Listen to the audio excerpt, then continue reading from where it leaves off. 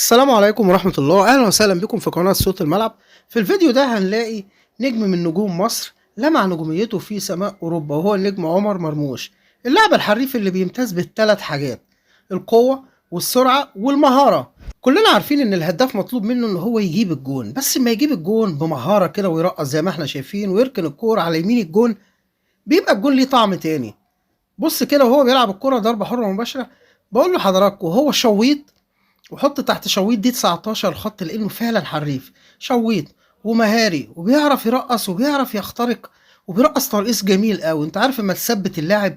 يعني بص هنا وهو بيعدي من اللاعب بيعدي ازاي، بيعدي كده بطريقه شيك قوي، يدي اللاعب كوبري ممكن يشمسه وانفراد من نص الملعب. عمر مرموش لاعب من اللعيبه الفاهمه بتعمل ايه بالظبط. لو احنا خدنا بالنا من اكتر من كوره بيعملها ان هو بيحب الترقيص والمهاره، حاجه كده زي الكره الشراب او الكره الخماسيه اللي بتمتاز بيها اللعيبه الحريفه.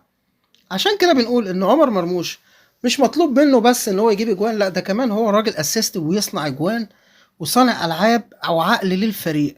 عمر مرموش النجوميه اتاخرت عنه بس هنا في مصر، لكن الراجل من زمان وهو نجم، وكلنا شايفين في الفيديو دوت هنلاقي سلسله كبيره من الاجوان والاهداف بتاعته مع الفرق المختلفة اللي لعب منها. بص فرق السرعة قد ايه. لو احنا بصينا على النجوم الكبار زي مثلا الخطيب وابو تريكة ولاعيبة كتيرة قوي، تلاقيه بيمتاز بحاجات كتيرة قوي في اللعب. زي ايه؟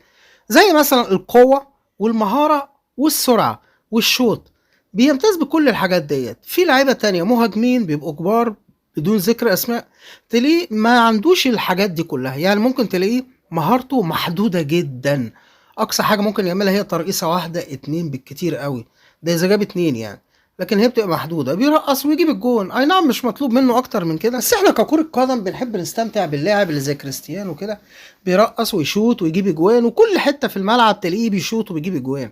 هو ده اللاعب الكامل المتكامل.